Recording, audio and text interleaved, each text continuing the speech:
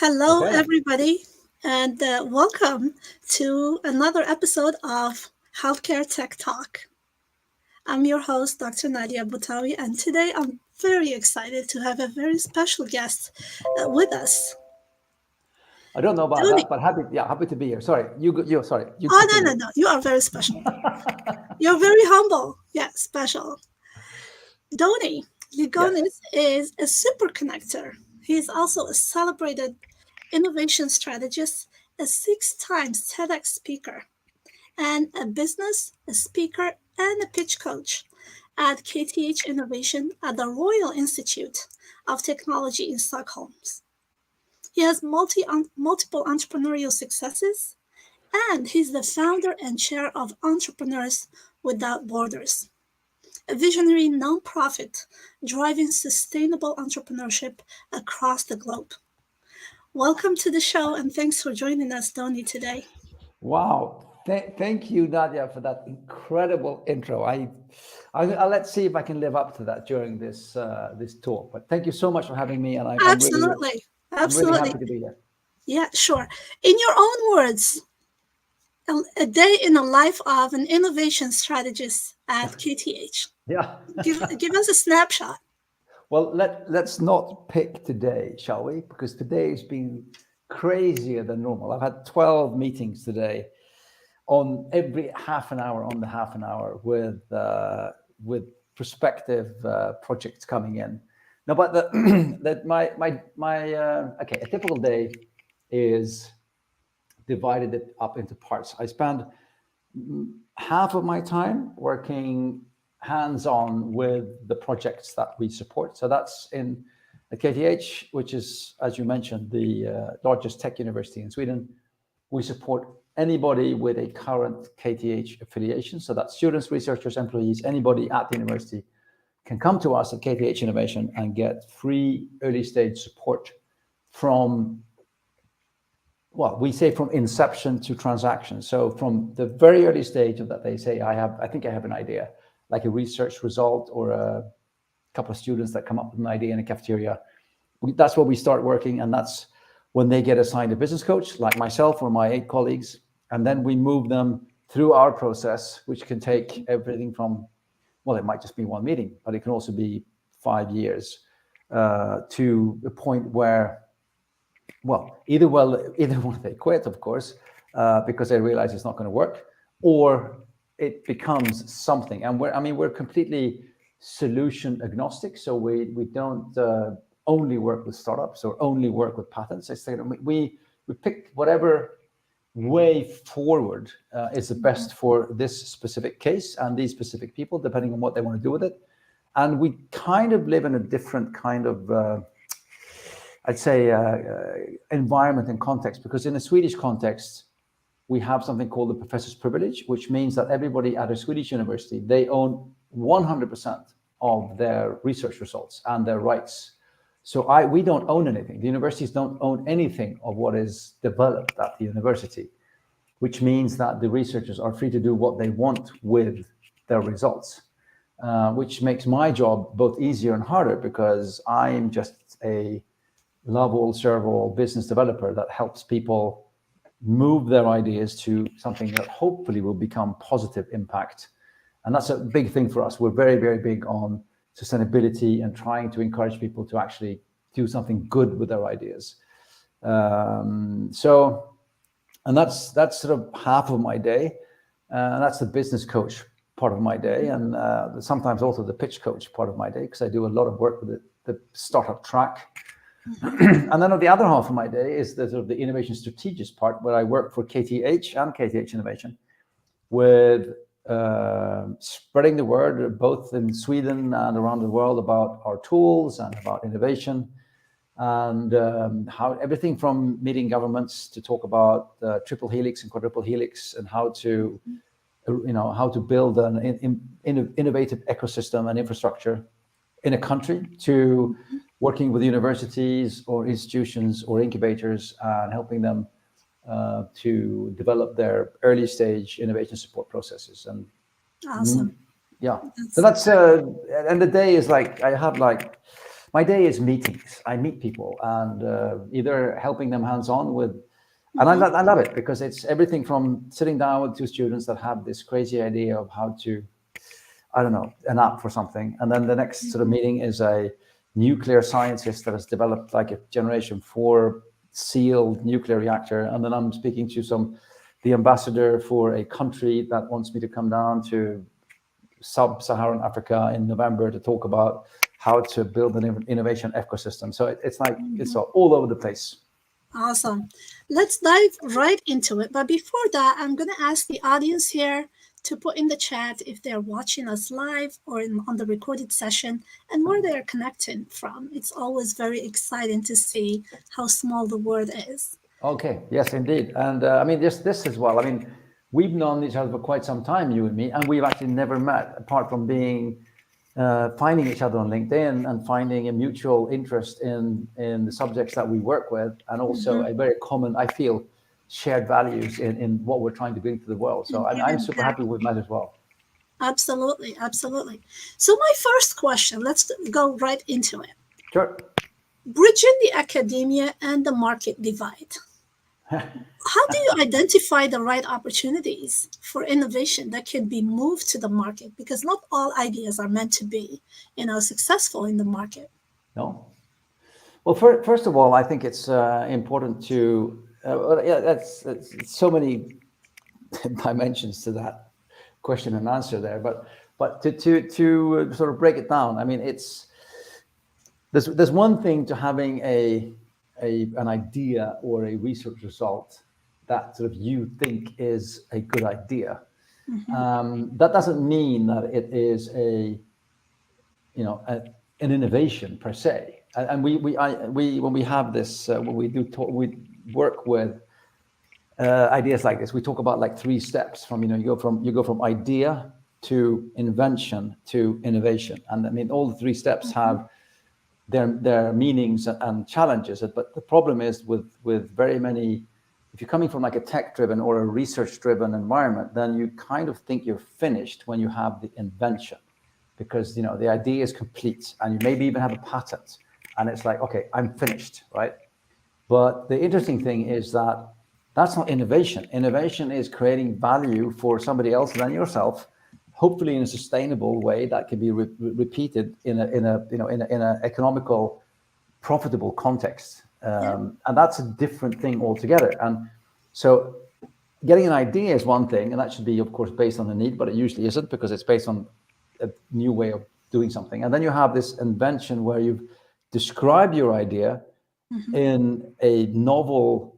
It's a novel idea that's described, and it's also been accepted as novel. I mean, there's 3 things to an invention that it's just not, a patent isn't just sort of something you get, right? It has to be novel enough. There has to be an inventive step. That it's not just something obvious. It has to work. Yes. So you can't just sort of come up with anything. It has to work. So there are a number of things that sort of goes into getting a patent and getting the invention sorted out. Still, you haven't done anything to do with business. I mean, inventions have got nothing to do with business at all. And you don't make money from having a patent or an invention. Yeah. When it is put into action and actually activated and getting some kind of a license or using it for, again, the economic sort of thing, where we're talking about innovation, creating value creation for somebody who's willing to pay for it. That's sort of innovation, and people underestimate underestimate how large the gaps are between those 3 steps. Yeah.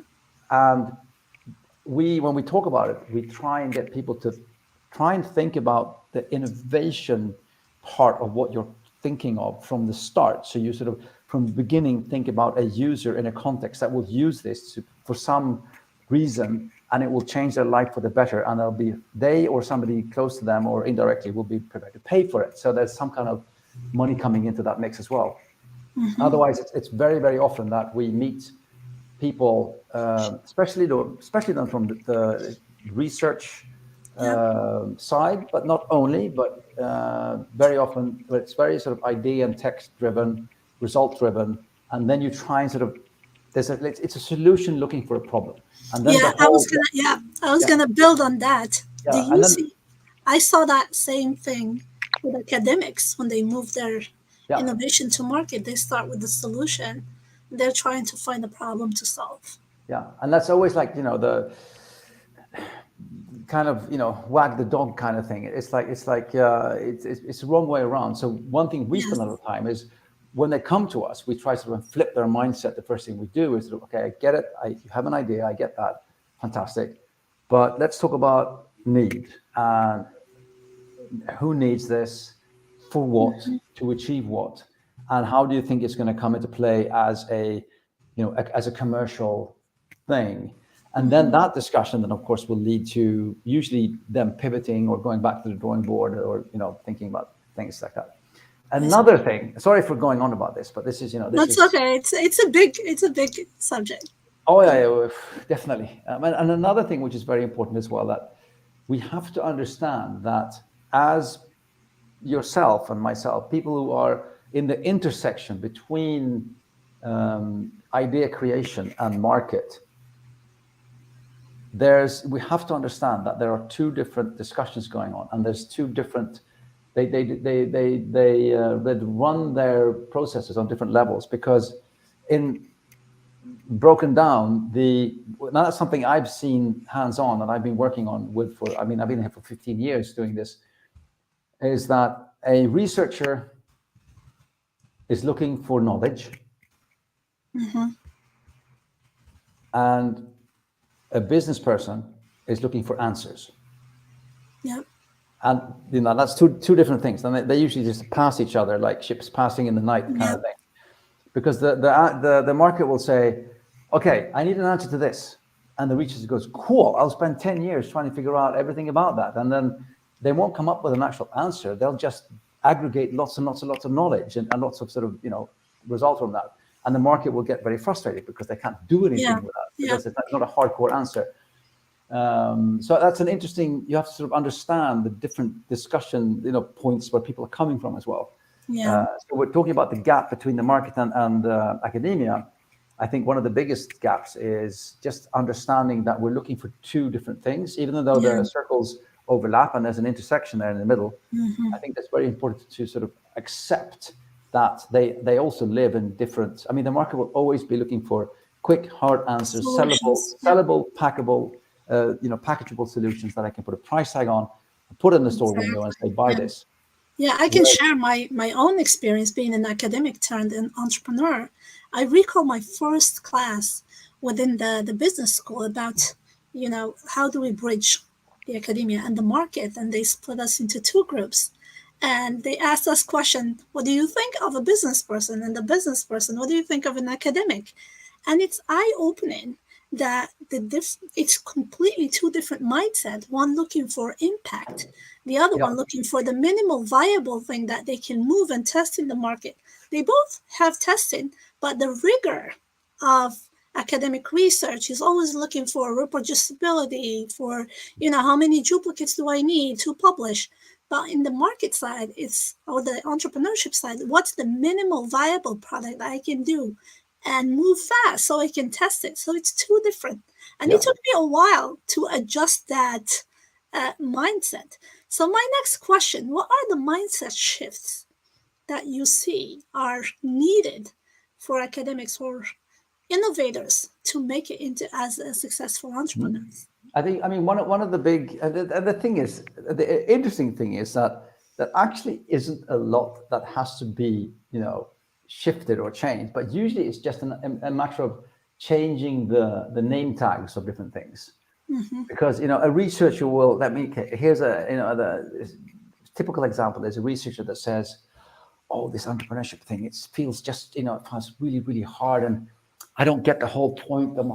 And you have to ask, what Yeah. do you pitch for money, and they're going to give you money, and I don't understand. I was like, hang on a minute, how long have you been doing research? Well, 7 years. Okay. Yeah. When you applied for your research project, did you Grant. apply for money and you wrote a huge research proposal outlining the costs and outlining what Yeah. you needed and outlining the budget, and said, yeah, I do that all the time? Well, it's just It's change the similar. labels of things, and it's kind of the same thing. Yeah. And the way and actually researchers can make very, very, very good entrepreneurs because they Hmm. have the right analytical mindset Skills. of Yeah. how to solve a problem, and they can look at a problem and they can say, what do I need to learn to solve this? Hmm. And then you go learn that, and then you aggregate knowledge, and then you solve it. So the everything is there. It's just a matter of sort of rearranging it and Renaming it. relabeling it. Yeah. But I The would, other. Mhm. but I will just say, sorry for, Go ahead. I think one of the biggest mindset shifts is, and that's just the logical thing, because usually they've been so focused on their own research and getting their results to a Hmm. point where it is, publishable or whatever, patentable, that they have to take a step back and understand that, okay, somebody else is going to use this, maybe for something that hadn't intended for them to use it for in the beginning, and I need to sort of think about them more than I think about me. Hmm. And that's usually a big sort of first sort of aha moment when they understand the whole sort of the understanding the whole need versus meeting that need. I see. So you kind of walk in the shoes of the person who's going to use your solution, Yeah, or understand the problem from their perspective. Because yeah, sometimes what that's you think the problem is, it's not actually what the problem is. So, and that's where customer discovery comes in. So that takes me to the next point. You've tapped into, they need to understand their customers, the market. Do you have a process that you can share with the audience here? How do you help them, evaluate those ideas for whether they can move to the market or not yet? yeah, sure. We don't. And that's kind of we have a number of things that we stick to, as Hmm. in like 100%. And Okay. and one thing that this for us at least is super important is that we can never be the experts, because we aren't the market, we aren't the target group. Many of the things I'm working with is 5 to 10 years from a mass market introduction. So Hmm. I have no idea what's going to happen in 10 years. I don't know what the market's going to be like in 10 years. So I can never be the expert and say that this is going to work or not, or we're going to do this way or not. The only thing we do is we take in everything, and then we start with a quite early, relatively not brutal, but very sort of open and transparent sort of market exposure, where we encourage slash force our dear people that we work with to Hmm. actually go out and understand, does anybody else in the world think this is a great idea than you? And that's step one. Have you spoken to anybody else about this? Yeah. That's step one.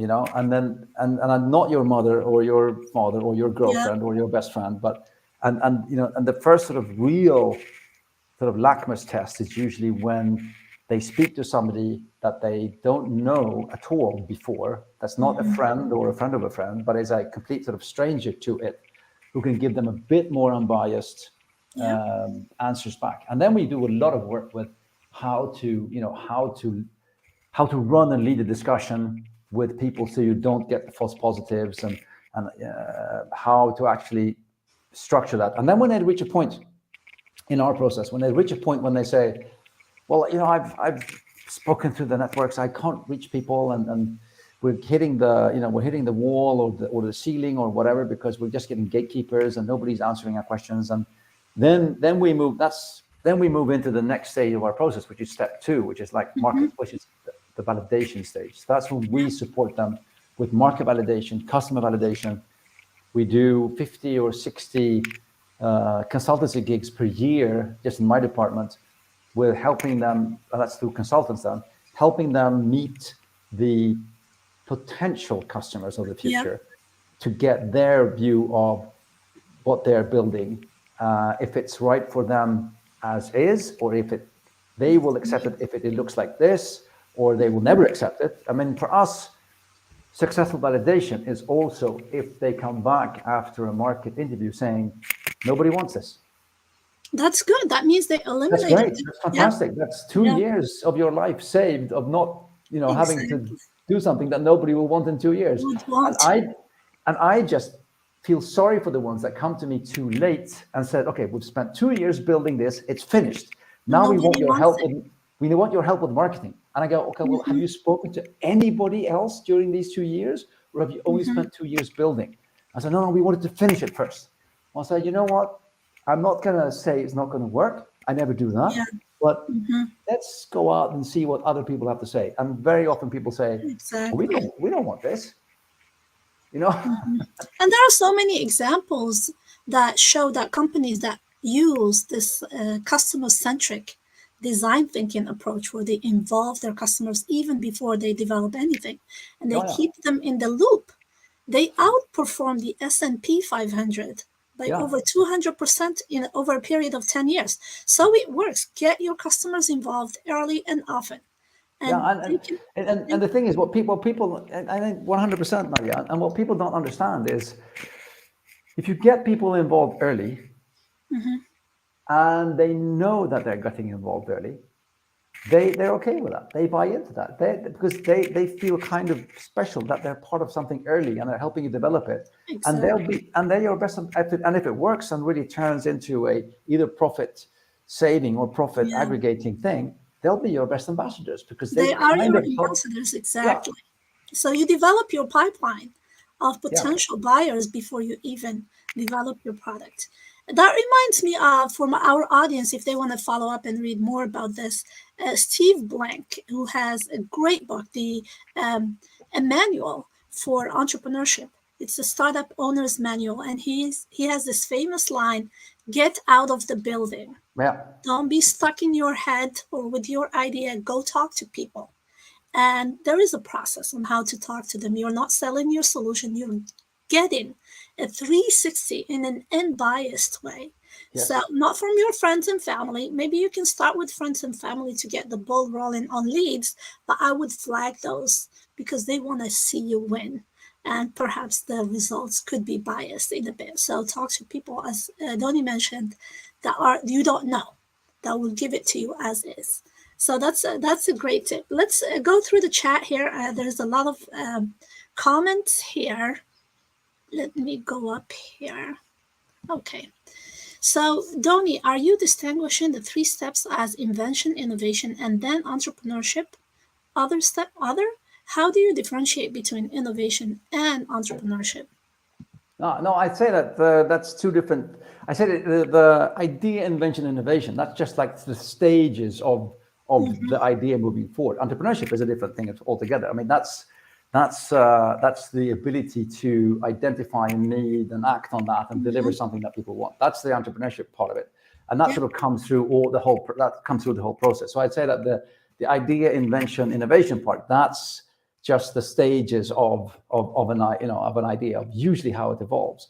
But that is still, I just have to add to that still is very, idea centric. I mean, if we're going to do customer centric, we need to turn around and instead of saying idea, invention, innovation, what yeah, we should do is turn it around and say need, solution, and technology. yeah. So you start with a need, and then you come up with a solution, and then you pick a technology for whatever works today. Because the problem with many companies is that they start with their technology, and then they try and build that into something that somebody wants. But then they are their technology, and then when the technology goes out of time, then the company goes out of time, and then they die. That's usually how big companies die. But if you stick to I talk about that when it comes to purpose and product. So you be all about purpose and be very little about product. But many companies are only about product, and then they die when the product dies. But if you're only about purpose, then you can change the product all the time, and always be able to shift with time. So that was sorry. Exactly. Yeah. We have another comment here. Thanks for this answer about disruptive innovation here. Hold on. Okay. There you go. Yeah. So it is not market needs overestimated. Like if I had asked people what they wanted, they would have said faster horses. I think that's a quote from modified Henry from Ford. Ford, Henry Henry Ford. Ford. Yes. Thank you. Exact. I got to say thank you, Andre, for asking that question. I love that question because That's actually this is so good because what you're touching upon is two things. One, it's it's the eternal paradox of being an entrepreneur, because you always have to balance what you want to create with and your vision with what you hear people kind of wanting to have back. You cannot do only one or the other. You cannot only follow your own lead, because then you risk sort of developing something that nobody will ever want. And then but you cannot only follow what the customers want, because then you'll be the tail following the dog. And I talk about this when I talk to students. I usually ask them, okay, how many in here have ever had an idea that you didn't act upon, and then you saw the same idea coming to life through somebody else after 2 or 3 years? And everybody goes, oh yeah, I saw that, and I had this idea 3 years ago and I didn't do anything, but and then I saw it come to life. And I think, well, that's, you know what, the best thing that can happen to you is if you keep having ideas and they come to life like in 2 or 3 years, because that is only proof of your brain actually working. It's only about adjusting your timing. However, if you never, ever, ever see your ideas coming to life by anyone ever, then we can talk about where the brain is going. But coming back to the Andre's question there again, the Henry Ford quote. So the balance between your own vision and understanding the need out there is and I will actually say that the quote it's very good. However, it is a bit misinterpreted, because it's like comparing. Okay, I do this example. Here's an example for Andre. In 2001, there was a technology that was going to be unveiled, and it was built up an enormous hype on the internet. And Steve Jobs was quoted saying, "This is going to be bigger than the internet." I mean, it was a huge hype, and everybody was going, "Oh my God, what is this?" And it was going to be a shift for humanity. It was going to be the savior of things. And out came the Segway. You know, the thing you ride. Yeah, that's an example. Yeah. Tourist groups, and everybody's going, what is this? It was expensive and clunky and took forever to charge, and nobody took stupid driving around on it. It was no, that's good enough. So that was a complete flop. However, let's put it in a different context and just say, yeah, but let's not focus on technology. Let's focus on need, and let's look at a different context and say, well, let's imagine a reality which might be 20 years later, which it is now, where we have smartphones and apps, and we have this idea of sharing economy, and we can do micropayments online. And what if there is an actual need? Hang on, a need for micromobility, no matter how we move around. What if we had a platform with 2 wheels and an electric engine that could take us around town? And ta-da, the electric scooter, which is everywhere, but it's exactly the same thing as the Segway. It's a platform with 2 wheels, electric engine, and it takes you around. But it contextually and deliverable, and the way it's packaged and sold is completely different. But the need. Do you think the timing played a role also in the 100%? Oh yeah, but successful innovation is a lot of things, and one part of successful innovation is timing. Timing, and people. And you don't have to be first. That's what we learned also from Steve Jobs. No. I mean, Apple wasn't first with the smartphone, and Google wasn't first with the search, and Facebook wasn't first with the social network. Exactly. So, I mean, one quote is, it's not time to market, it's timing to market.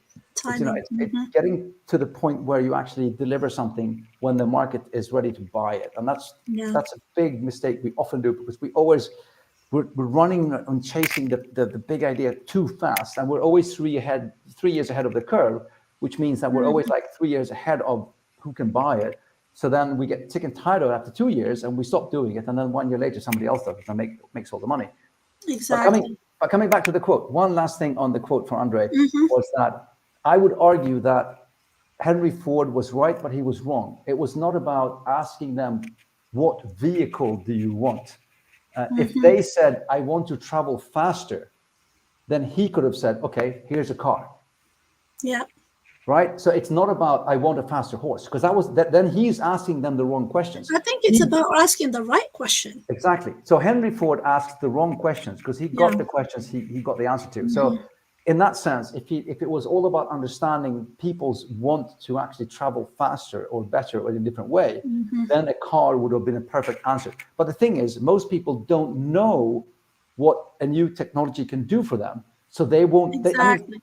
20 years ago, here we go. 20 years ago, nobody was lying in a sofa at home saying to their spouse, "Oh, honey, I wish I had a plate of glass yay big on which I, with a swiping motion, could consume media." I mean, nobody said that. Yeah. But when they got the iPhone or the iPad, they said, "Oh, I've wanted one of these all of my life," because the need and the product, the purpose and the product is two different things.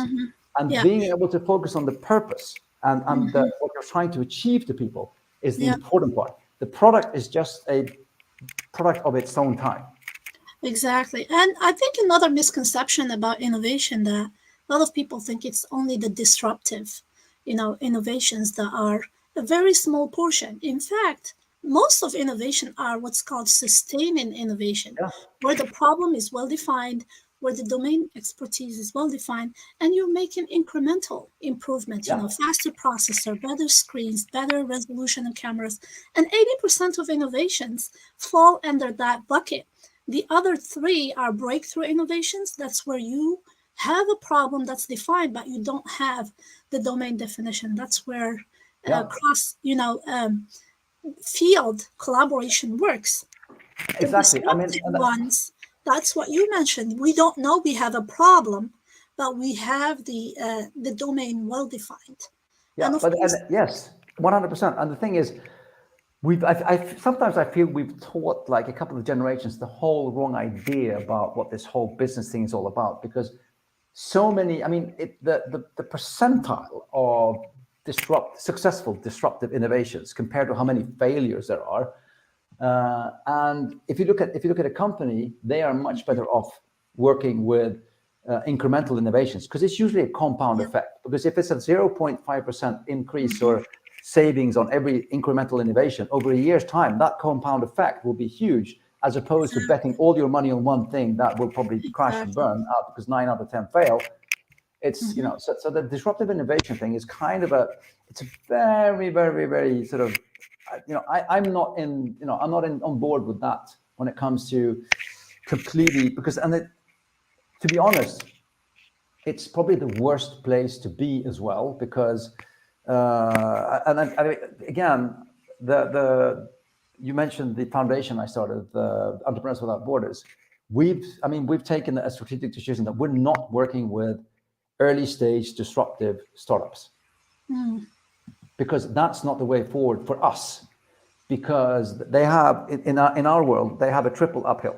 Three fingers. There, my fingers. Yep. Yeah. Number one, it's usually people who haven't done it before, so they have no experience and no skill Yep. set.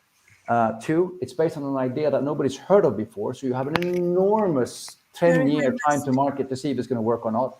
And three, it's based on technology that isn't built yet, so you have to spend Yeah. another 10 years building that. So no wonder 9 out of 10 fail. So when we're working with the foundation, our main goal is to help people into jobs. So we create jobs and reach the SDGs. That's the two only reasons we exist: create jobs and help the world reach the global development goals. So we're betting on things that at least work in one place, and we help them replicate and grow. So that's a big thing for us. So Yeah. sorry. Okay, can you So we move? have another question here. Please give us a couple examples of how we can blind test our product. Okay. If we mention it briefly, the easiest way, of course, is having somebody. The worst thing you can do to your product, the horrible blind test, is have somebody who has got no idea what it's all about, that might be in your perception a target group, and they just get it presented to themselves, and then one, do they even understand which button to push? Do they understand what it's all about? Is it making any sense to them? Do they spend more than 10 seconds looking at it? That's usually a very sort of harsh test. Like I usually say to the app students, like, if you're building any kind of digital service, leave the screen on, leave the room, have somebody else come in and see what they do with it. And if they look at it and then they go sort of, what the, I don't get this, and they start surfing on the whatever, then it's so. But when it comes to blind testing, I think the most important thing is you said it yourself, Mala. I mean, it's not about asking leading questions. It's about instead trying to turn it around, trying to understand as much knowledge as possible. And if you've done the thing is, and here's the thing, if you've done the product, you've done this sort of loop well enough, once you come to the point when you actually present the product, then hopefully you have such a good match with product market fit that the people will say, this is what I've been waiting for 5 years. You've nailed it, Yeah. But if they go, then no, Yeah, you then know it's not. then Yeah, you then you haven't done the homework, right? and the sooner you find that reaction, the better off you are, because you're gonna Yeah, save so much time and money. Talking about market fit, yeah. in addition to product market fit, what's your comment about founder market fit? Founder market fit. Yeah, like the founding team, and Yeah, because the products they can change, the technology can change. What yeah, makes them founders, you know, become successful entrepreneurs versus others yeah. who don't? That's actually a very good question, because that brings us back to what we were talking about when we're talking about the purpose versus product. Because if you have a strong purpose, I mean, I know that you usually talk about the why, and if you have a strong purpose of why you exist and what you're trying to achieve, Mhm. then the how can shift, and you don't mind the how shifting because you're still doing the why. But if you're all about how you do something, Mhm. then it's really, really hard to change that how, because then that's sort of who you are. And it's like today's climate where people have become their points of views, which means that if anybody has a different point of view, they take it as a personal attack. But it's not, it's just a point of view. And we need to put it, points of views need to be disembodied and put on the table so we can talk about them. And then if you come with a compelling argument, you know what? I'm prepared to change my point of view. And that's the same kind of thing here. So I think it's for founders, I think one of the core things is to identify their why and their purpose and what they are trying to achieve. And then based on that, then they can change the how and the technology, Yeah. as they go along. And that was a big shift in the foundation again, was a big shift when we moved from how we do things to why we do things. Yeah. And when we said that our why is to help people get into work and try and accelerate the world toward the sustainable development goals, it changed the whole sort Yeah. of thing for us, because then we could pick different hows Yeah. in much easier. That reminds me of Simon Sinek, his Yes. famous quote that people, they buy your why, they don't Yeah. buy your how. They don't buy Yeah. your product or service. They buy your big why. Why is Yeah. it going to help them? Exactly. I Why mean, does it matter? Why you? exactly. Why your team? Yeah. So focus on your why, the rest will fall into place. Indeed. Amen. I mean, it starts there at least. I mean, then of course you have to have a compelling, you have to be able to sell something as well, because you can't only be about the vision and only be about the why, because then you'll never sort of really sell anything as well. But it starts there. It all starts there, and that's what keeps you continuing as well. I agree. Yes. Cool. So next, like let's say an innovator or an academic or an entrepreneur have an idea, they evaluated their idea. What's a solid metric to measure success Oh, for their venture or startup? solid metric. I mean, that's the What would whole be a case. KPI, a key performance indicator Yeah, yeah, that yeah. is tied to, like, let's say, a timeline, a known timeline? Yeah, but the thing is, that's the thing. I mean, that's usually very, very hard thing, is to determine which KPIs are we going to use to measure this, and Mm-hmm. KPIs that actually make sense. Because the big problem with KPIs is that people have a tendency of measuring what they can measure, not what they should measure. So if Mm-hmm. it's easy to measure, we'll measure it, but that doesn't mean that it's measuring value creation in any way. So I mean, when it comes to looking at KPIs, I think you have to start by taking a step back and figuring out, okay, where does sort of value creation happen in this chain of events that we're working on, Mm-hmm. in the the steps or the links, what measurements are we going to put there to determine if we're actually moving things? It can be anything from like a conversion, steps of conversion from a website into a purchase, Yep. to a big complex sale that takes 16 months, where you have to measure every single step, and then you can sort of adjust every step to increase the conversion rate for every step into the next one. And that's where you have a bunch of KPIs come back to you. But it all comes down to and I'd say that value creation, identifying value creation, is the key to designing good KPIs. And don't just measure things because you can measure them, because usually, I mean, maybe they don't even make sense. It's just that there's numbers that are there. So, and big data is just a lot of data. That doesn't make sense until it's the right data that's analyzed to it's what you make of it. Yeah. Exactly. And I know that you've been talking a lot about that, Nadia, when it comes to data as well. So everybody follow Nadia when it comes to data, the whole big data thing. The same thing with KPIs.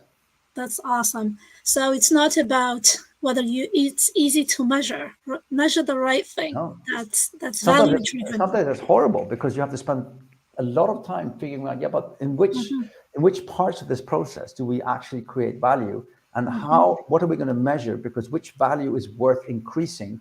And then of course you come back to the whole part of which value is, and then the most bang for the buck thing, what is worth trying to increase, which will not cost too much to increase, and what is just too expensive to increase. So we'll leave it as it is. I mean, there's so many things that go into actually designing good KPIs, but it's based on value creation, is my total opinion.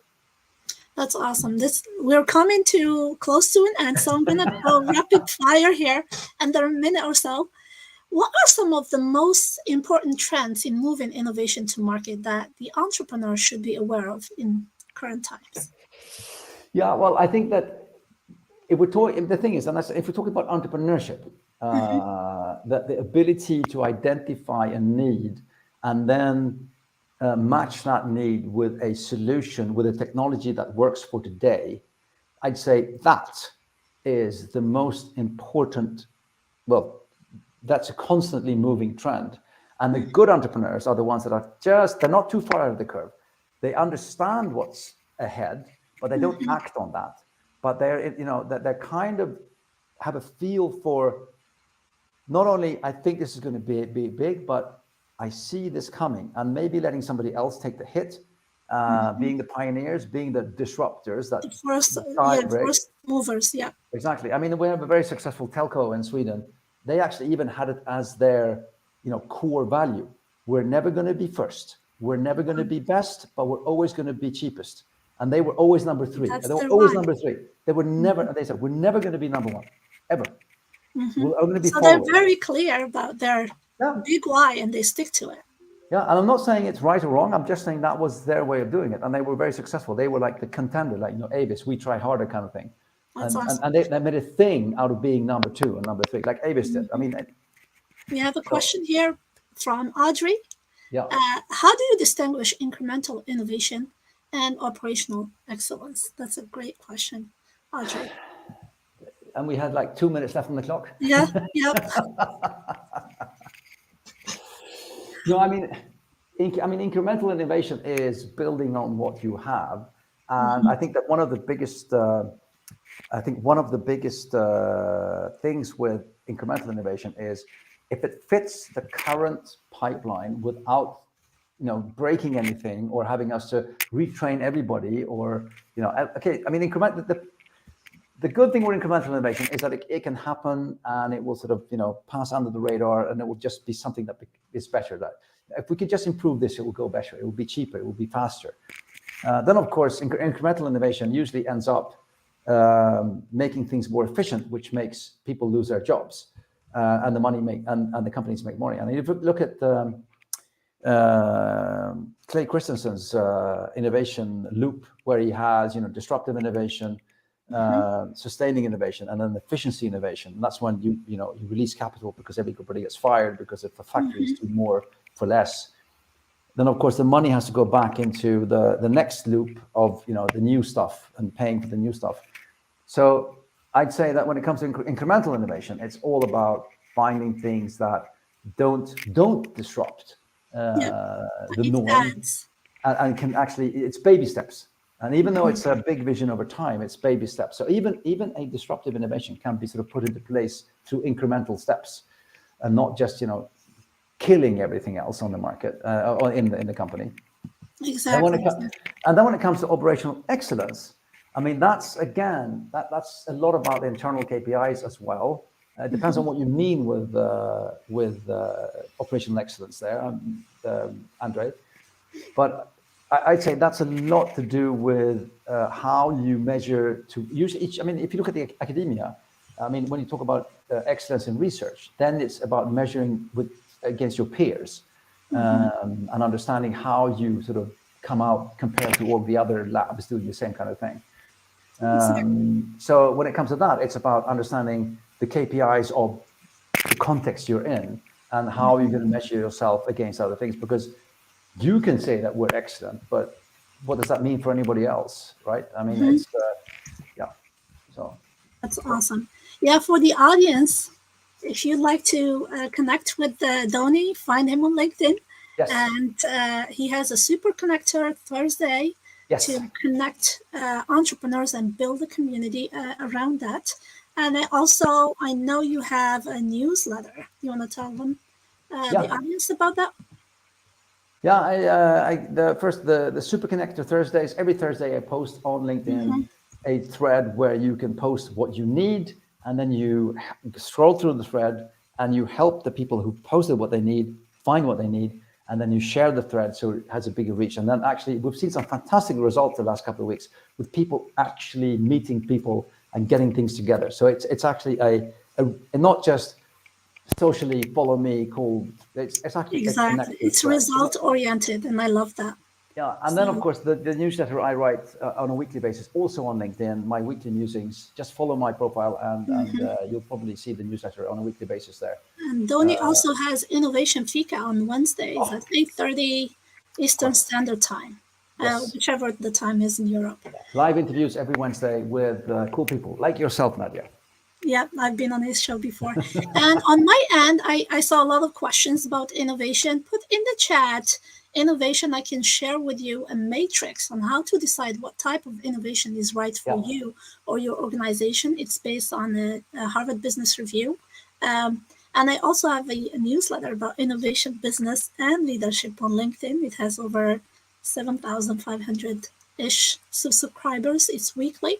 So to stay up to date with the innovation. So between me and Donnie, we should have you covered about innovation and entrepreneurship. indeed, Please indeed, connect with each other. It's about building a community and support each other. It's not about metrics and numbers. It's about the value. Remember, indeed. it's about the value you bring to your community. And with that, I really appreciate your time and your insights that have been incredible, Donnie. And thanks for being here and sharing your knowledge with me and our audience. Wonderful. Thank you. Thank you for having me, and thanks everyone for asking all the questions. Awesome. Thanks a lot, everyone. Take Yeah. care. See you on Cool. LinkedIn. Bye.